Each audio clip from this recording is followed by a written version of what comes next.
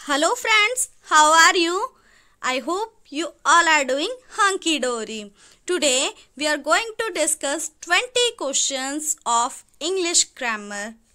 We are targeting HTAT and focus on the explanation and answer of the questions. आज की video में हम 20 question English grammar के करेंगे और उनकी विद एक्सप्लेनेशन हम आंसर्स को देखेंगे क्या कैसे कॉन्सेप्ट है।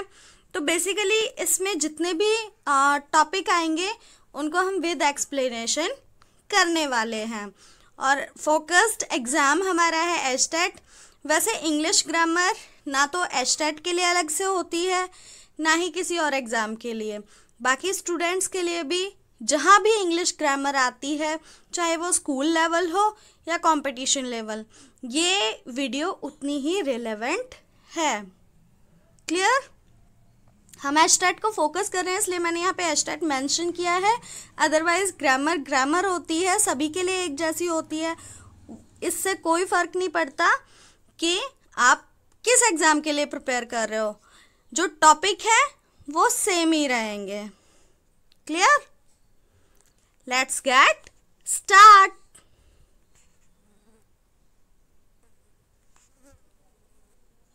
Okay, our first question is he dashed to school every day।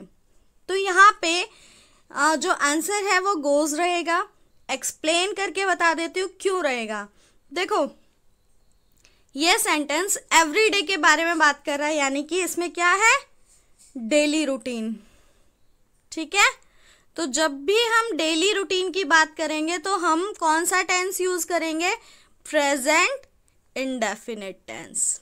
Clear? बहुत जल्द टेंस की एक वीडियो आपके लिए आने वाली है चैनल पे, तो चैनल को सब्सक्राइब करके रखिए। अगर वीडियोस आपको पसंद आती हैं तो लाइक कीजिए, शेयर कीजिए।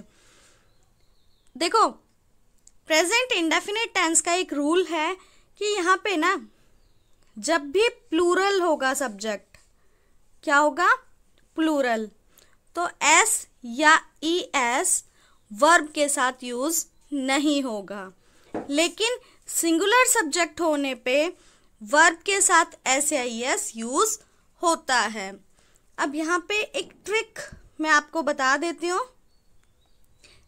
देखो जो प्लूरल है उसको किसी भी तरीके की सहारे की ज़रूरत नहीं है। क्लियर? जो ऑलरेडी प्लूरल है उसको किसी भी हेल्प की, सहारे की ज़रूरत नहीं है। लेकिन जो सिंगुलर है, अकेला है, उसको हेल्प की ज़रूरत होती है, इसलिए वो किसकी हेल्प लेता है, S या ES की। और I ऑलवेज स्ट्रॉन्ग होता है इसलिए उसको भी S या ES की ज़रूरत नहीं है। अब ही ये सिंगुलर है इसलिए वर्ब गो के साथ S या ES आया है। Clear? Move to the next question. Identify the parts of speech। इस क्वेश्चन में हमको पार्ट ऑफ स्पीच आइडेंटिफाई करनी है।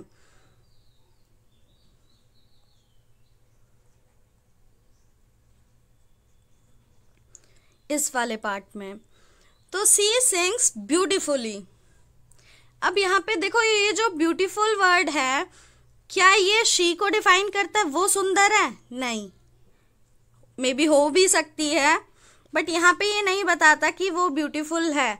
यहाँ पे वो बता रही है कि उसके गाने का तरीका ब्यूटीफुल है। तो ये वर्ब को डिफाइन कर रहा है, इसलिए क्या है, ये एडवर्ब है। क्लियर?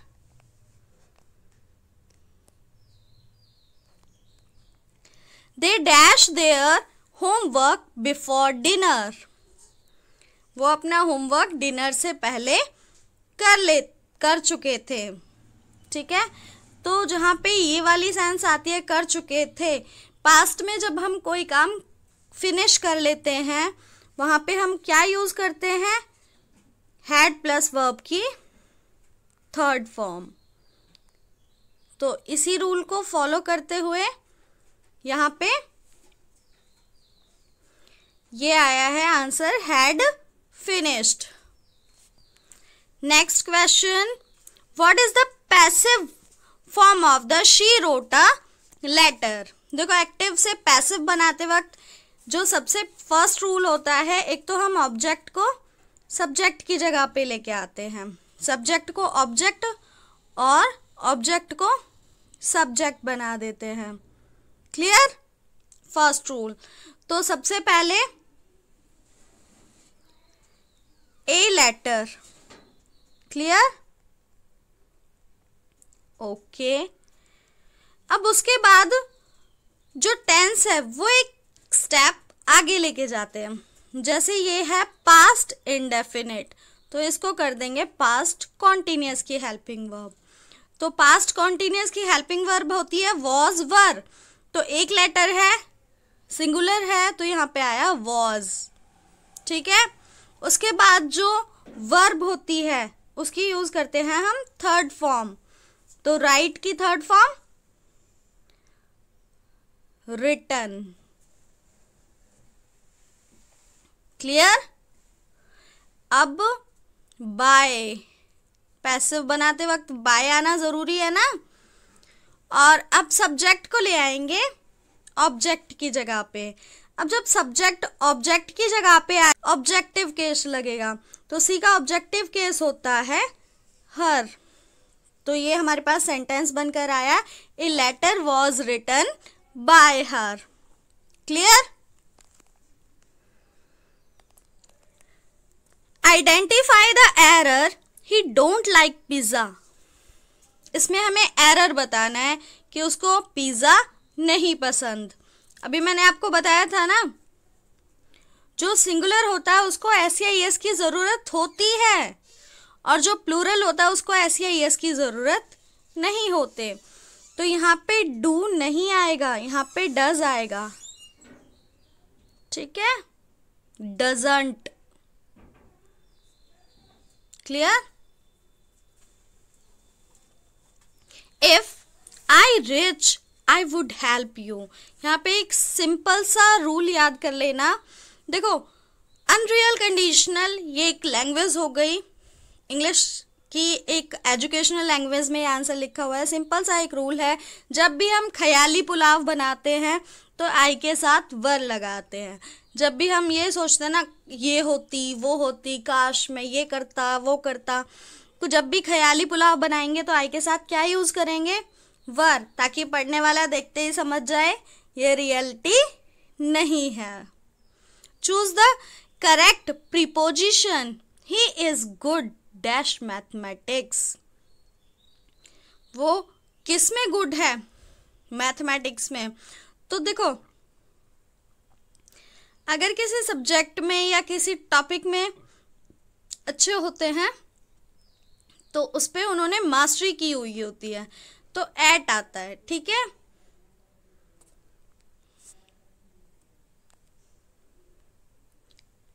इसमें हमको टेंस आइडेंटिफाई करना है।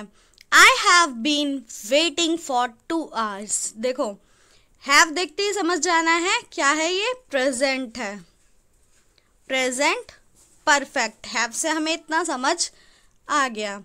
अब बीन वेटिंग ये किसकी पहचान है? कॉन्टिन्यूअस की। प्रेजेंट परफेक्ट कॉन्टिन्यूअस टेंस है। इसमें परफेक्ट और कॉन्टिन्यूअस दोनों की मिक्स क्वालिटीज होती हैं। अब इसको हमें इनडायरेक्ट स्पीच में चेंज करना है। She said I am tired, she said that. देखो सैड सैड रहता है, शी सैड, दैट आया इन्वर्टेड कॉमास को हटा के। अब जो मैं बात कर रही थी सन 1 2 3 की, वो यहाँ पे यूज होगा। अब इसको इन डिटेल समझ लेते हैं है क्या।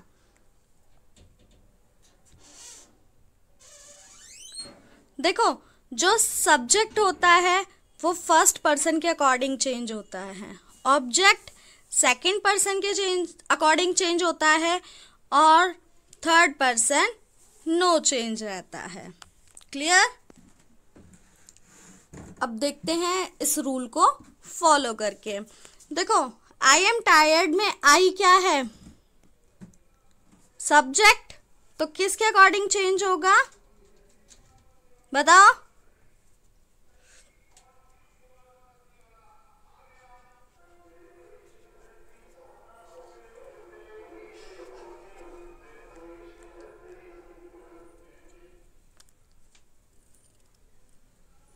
आई है फर्स्ट पर्सन, तो ये किसके अकॉर्डिंग चेंज होगा?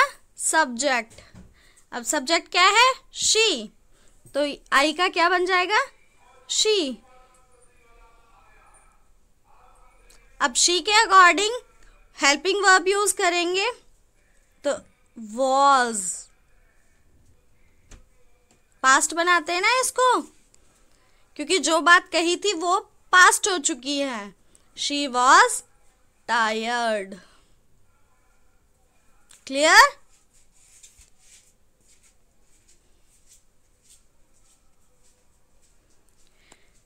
Choose the correct article. He is dash honest man. देखो ए एंड द यूज करते वक्त हमेशा एक चीज याद रखनी है कि हमें अल्फाबेट पे नहीं जाना है क्या लिखा हुआ है, बस हमें साउंड देखना है। तो ऑनेस्ट में ओ की साउंड आ रही है, ओ क्या है? वाल है, इसलिए यहाँ पे क्या आया? N. Clear? She can sing well. अब इसमें हमें क्या करना है? Correct the sentence.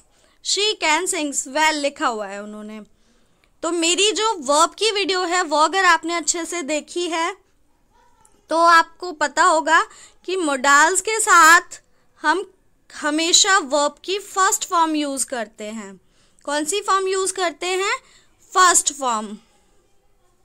तो इन्होंने क्या किया हुआ है? फर्स्ट फॉर्म के साथ SCIS यूज किया हुआ है, पर हम मोडाल्स के साथ कभी भी SCIS यूज नहीं करते, इसलिए करेक्शन की नीड कहाँ है? सिंग्स में।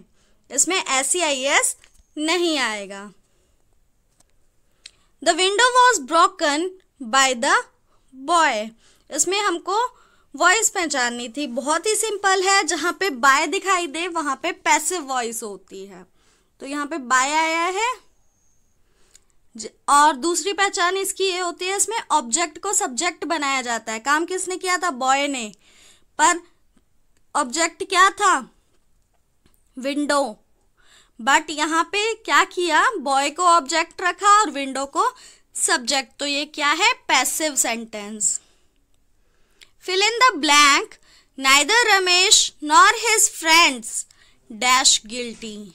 ये बहुत एक अच्छा सब्जेक्ट वर्ब एग्रीमेंट का क्वेश्चन आया है। देखो इस वीडियो में ना जैसे जैसे क्वेश्चन आएंगे हम कॉन्सेप्ट को क्लियर करते जाएंगे। हमने नरेशन का किया, वॉइस का किया, प्रीपोजिशन किया, अब हम सब्जेक्ट वर्ब एग्रीमेंट पे आए हैं, हमने एडवर्ब का किया। तो मिक्स मिसलेनियस आपके क्वेश्चंस की प्रैक्टिस इस तरीके से हो जाती है। हम अगर टॉपिक उठाएंगे तो एक दिन में हमारा एक टॉपिक हो पाता है, लेकिन जब हम मिसलेनियस प्रैक्टिस करते हैं तो उससे हमारे एक दिन में कई सारे टॉपिक कवर होते हैं। तो देखो जो जहाँ पे भी नाइदर नॉर आता है वहाँ पे वर्ब हमेशा कौन सी रहेगी? सिंगुलर। ठीक है, पर यहाँ पे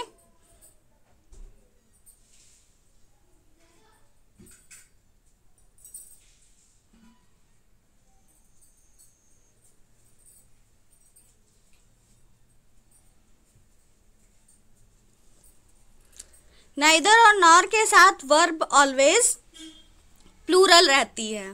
clear? So the next question is here. Benevolent का हमें क्या बताना है? सिनोनिम बताना है। बेनिवोलेंट, बेनिवोलेंट इसका सिनोनिम होता है काइंड। बेनिवोलेंट का सिनोनिम क्या है? Kind. Clear? Antonym of optimistic, ये तो बहुत इजी है, सबको पता होता है। Optimistic, pessimistic. He is poor but honest. यहाँ पे जो बट है वो कंट्रास्ट शो कर रहा है, वो गरीब है लेकिन ईमानदार है।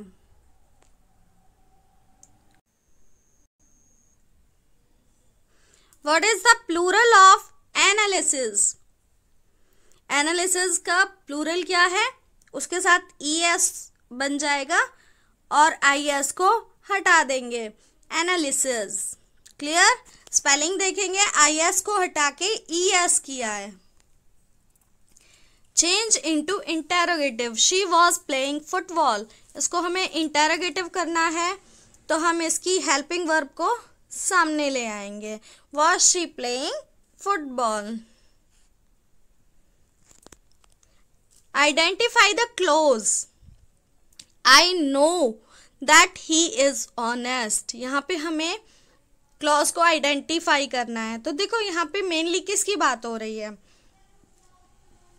मुझे पता है कि वो ईमानदार है, तो यहाँ पे सब्जेक्ट की ज़्यादा बात हो रही है।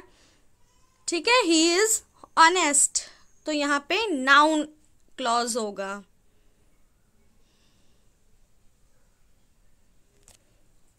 Hardly had he entered the room dash it started raining।